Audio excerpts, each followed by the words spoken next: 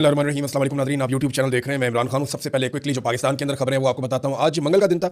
इमरान खान साहब साबिक़ वज़ीर-ए-आज़म पाकिस्तान और पाकिस्तान के सबसे बड़े अवामी लीडर, सबसे मकबूल अवामी लीडर इमरान खान साहब से आज मुलाकात का दिन था। उनकी फैमिली गई, फिर नहीं मिलवाया गया और ये अब कई महीने हो गए हैं मुलाकात नहीं होने दी जा रही। इसके पीछे आसिम मुनीर साहब हैं। आसिम मुनीर साहब को खतरा है इमरान खान साहब से कि इमरान खान साहब अगर सियासत में आएंगे या बाहर आएंगे या वो कोई बात करेंगे तो उससे आसिम मुनीर साहब की सियासत को खतरा हो जाएगा। लिहाजा वो इमरान खान साहब की मुलाकातें बंद करके बैठे हुए हैं। और ऐसे में इमरान खान साहब के साथ कुछ ऐसा किया गया कि उनके ब्लड के अंदर क्लॉटिंग की वजह से उनकी एक आंख खराब हो गई और फिर उन्हें अस्पताल ले जाया गया। बार बार यह मुतालबा किया गया कि उनके ज़ाती मुआलिजीन को दिखाया जाए, ऐसा नहीं किया गया। उनकी फैमिली को मिलवाया जाए, ऐसा भी नहीं किया गया।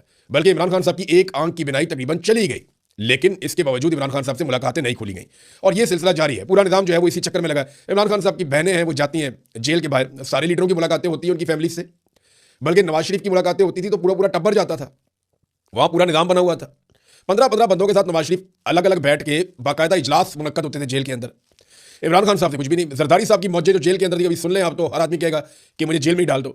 लेकिन इमरान खान साहब के लिए तबाही और बर्बादी कर दी है इन्होंने, जिस लेवल पे ये लेकर चले गए हैं अखलाकियात को। और ये सिर्फ एक आर्मी चीफ की वजह से हुआ। देखिए, सियासतदान तो इसके बेनिफिशियरी है, लेकिन सियासतदान डरते भी हैं। कल को हमने भी जेलों में जाना है, सबको अपना अपना पता होता है ना। एक कल को हमें भी जेल में डाला जा सकता है। इस तरह की जेल तो कोई काट ही नहीं सकता जैसे इमरान खान ने काट ली है। तो क्योंकि जर्नैलों को इस बात का जोम है कि उन्होंने जेलों में नहीं जाना होता, और वैसे भी आसिम मुनीर साहब ने इस्तिस्ना ले लिया है। ये कोई दिलेर आदमी तो लेता नहीं है। बहरहाल इमरान खान साहब का जो केस है वो इस्लामाबाद हाई कोर्ट में आया, तोशाखाना वाला, और उसमें वहाँ बातचीत हो रही थी। इमरान खान साहब को अस्पताल मुंतकिल करने की दरखास्त पर भी समाअत हुई केस के अंदर। इसमें चंद सवाल अदालत ने उठाए, चंद बातें जो है इमरान खान साहब की वकला ने की। एतजाज हसन साहब का वकालतनामा है वो साइन ही नहीं हो रहा। देखिए ना, वो जाएंगे जाके इमरान खान साहब से वकालतनामा साइन करवाएंगे, तभी आकर अदालत में केस लड़ेंगे ना। इधर वकालतनामा ही साइन नहीं हो रहे। तो इमरान, बहुत सारे लोग लतीफ़ खोसा पे तनकीद कर रहे हैं कि उनकी तैयारी क्यों नहीं थी। इससे पहले इमरान खान साहब ने भी एक दफ़ा कहा था कि तैयारी करके आना चाहिए लतीफ़ खोसा साहब को, और ये खबर ज़ुबैर अली खान साहब ने उस वक्त दी थी। लतीफ़ खोसा साहब बड़े शानदार, बहुत बड़े वकील हैं, बड़ा नाम है उनका फौजदारी मुकदमात में, और पाकिस्तान के अंदर जाने माने वकला में से एक है। उनकी अदलिया के लिए बड़ी कुर्बानियाँ भी हैं, बड़े जमहूरी आदमी है, दबंग आदमी है लतीफ़ खोसा साहब। लेकिन यहाँ उनकी तैयारी होनी चाहिए थी। अच्छा, अब कई लोग इसको ऐसे ले रहे हैं जैसे आज उनकी तैयारी होती तो इमरान खान साहब बाहर आ जाते। ऐसा नहीं है। आसिम मुनीर साहब इमरान खान साहब को नहीं छोड़ेंगे जब तक कि उन्हें ये यकीन नहीं आ जाएगा कि उनकी अपनी किसी किस्म की कोई मुसीबत खड़ी नहीं होने जा रही। यानी वो इमरान खान साहब को आसिम मुनीर साहब ऐसे नहीं छोड़ेंगे, ये सब जानते हैं, सबको पता है।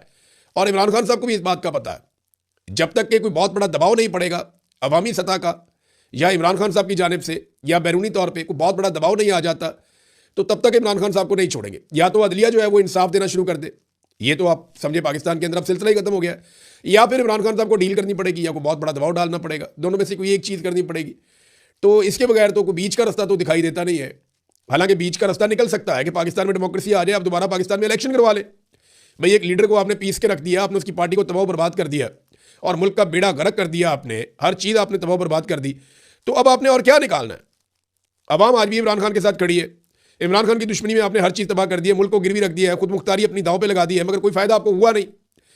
तो ये एक फौज के अंदर से भी दबाव आना चाहिए, सबको मिलकर ये बात करनी चाहिए। यार बस कर दो, क्या करना है आपने पाकिस्तान के साथ? पूरा मुल्क आपने गिरवी रख दिया है। फैसले आप करते हैं, कौम को पता ही नहीं होता आप क्या फैसले कर रहे हैं।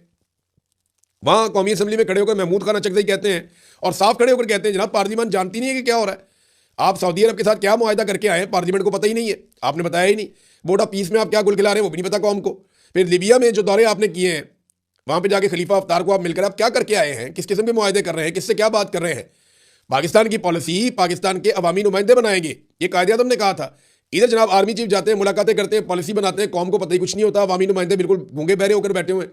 तो अचकज़ई साहब ने कहा बंद कर दें फिर इसको, पार्लियामान को, शहबाज शरीफ को सारी जिंदगी के लिए वज़ीर-ए-आज़म बना दे, हम में से कोई मर जाए तो उसकी जगह इलेक्शन करवा दें, बस इस तरह कर लें मेरा आप। क्योंकि पार्लियामेंट का तो फायदा ही कोई नहीं है, पार्लियामेंट में बात ही कोई नहीं हो रही, डिस्कशन ही कोई नहीं हो रही। और जो लोग डिस्कशन करते हैं या करना चाहते हैं, देखें ना, ये अवाम की मुंतखब हुकूमत नहीं है। तो जो हुकूमत अवाम की नहीं है वो अवामी फैसले कैसे कर सकती है, वो पाकिस्तान की खारजा पॉलिसी कैसे बना सकती है? जब अवाम इसके बारे में राय देती है तो वो इंफॉर्मेशन मिनिस्टर ने, वजीर कानून ने और वजीर दाखिला बराए मुमलिकत ने, इन तीनों ने बैठ के प्रेस कॉन्फ्रेंस की और ये कहा कि आप हमसाया ममालिक के बारे में या दीगर ममालिक के बारे में आप बातचीत ना करें, आइन इसकी इजाज़त नहीं देता, फिर आप पे फौजदारी मुकदमात हो जाएंगे।